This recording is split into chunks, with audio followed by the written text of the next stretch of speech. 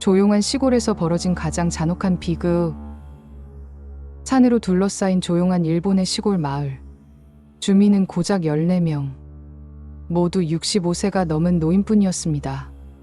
세상과 단절된 듯 그들은 서로를 의지하며 살아왔죠. 하지만 평온하던 이 마을은 어느 여름밤 갑작스러운 지옥으로 바뀌었습니다. 2011년 7월 21일 밤, 마을 한켠에서 불길이 치솟았습니다. 70대 부부가 살던 집이 순식간에 화염에 휩싸였고, 꺼진 불 속에서 두 사람은 이미 싸늘한 죽음으로 발견되었습니다. 불길은 그것으로 끝나지 않았습니다.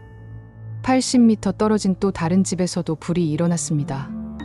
그곳에서는 79세 노인이 잔혹하게 불에 타 숨진 채 쓰러져 있었습니다. 이웃들은 마을 전체가 무너져 내리는 듯한 공포에 휩싸였죠. 이틀 뒤 또 다른 집. 이번엔 불길이 아니라 둔기의 흔적이 남아 있었습니다. 2명의 노인이 피 흘린 채 발견됐고 현장은 처참했습니다. 짧은 며칠 사이 인구 14명의 마을에서 무려 5명이 목숨을 잃은 겁니다. 이 사건은 단숨에 일본 전역을 충격에 빠뜨렸습니다. 경찰은 곧 용의자로 63세의 한 남성을 지목합니다. 그는 15년 전 고향 마을로 돌아와 살았지만 이웃과 크고 작은 갈등 끝에 점점 고립된 인물이었습니다. 주민들에게 불만을 쏟아내며 괴짜라 불렸고 혼자 술에 취해 분노를 퍼붓곤 했습니다. 그가 달아나기 전 자신의 집 대문 앞에 종이 한 장을 붙여두었습니다. 짧은 3줄의 하이쿠. 불과 연기는 기쁨을 가져온다.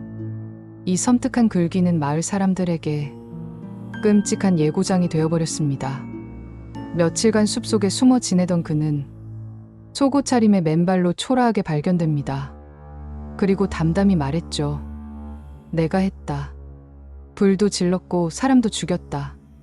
그의 고백은 치밀한 원한에서 비롯된 범행임을 보여주었습니다. 작은 마을에서의 갈등과 배척, 그리고 깊은 고독이 쌓이고 쌓여 결국 폭발한 것이었습니다. 전문가들은 말합니다. 도시보다 범죄율이 낮아 보이는 시골. 그러나 작은 공동체일수록 인간관계의 갈등이 더욱 짙고 한번 금이 가면 그 균열은 치명적인 폭력으로 번진다. 실제로 일본 역사에는 유사한 사건이 있습니다. 1938년 오카야마현 스야마 마을.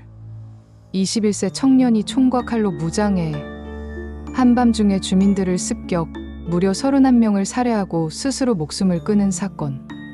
스야마 대학살이라 불리는 그 사건은 일본 범죄사의 가장 잔혹한 단독 살인으로 기록돼 있습니다. 이 야마구치 사건 역시 그 잔혹함과 공포에서 결코 뒤지지 않았습니다. 이웃끼리 서로 돕는다는 전통적 농촌의 미덕. 그러나 갈등이 증폭될 때 그 미덕은 순식간에 붕괴되고 작은 공동체는 고립된 지옥으로 변합니다. 더 무서운 건 이 사건이 단순한 개인의 광기만은 아니라는 점입니다. 일본 사회 전체에 드리운 그림자가 있습니다. 급속한 고령화, 외로운 노인들, 그리고 해체되는 공동체.